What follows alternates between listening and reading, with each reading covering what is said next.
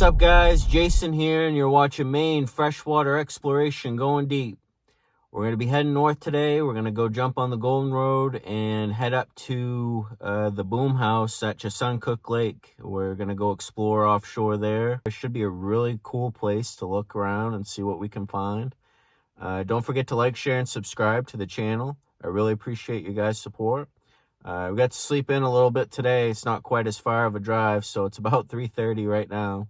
And we're going to hit the road, and we'll see you guys up there.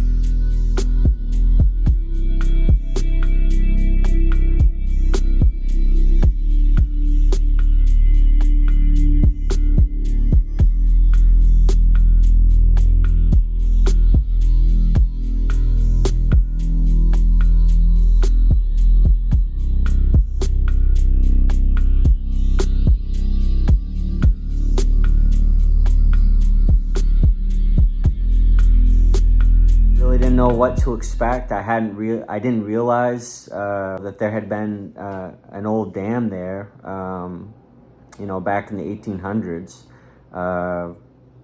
But, you know, I found that old picture that I put up at the end of the video that just kind of shows, you know, what we were looking at. According to the website, the Chesuncook Museum website, it sounds like it was built originally back in 1834 and then had been added onto and rebuilt over the years. And until eventually Ripogenous Dam was built in 1916.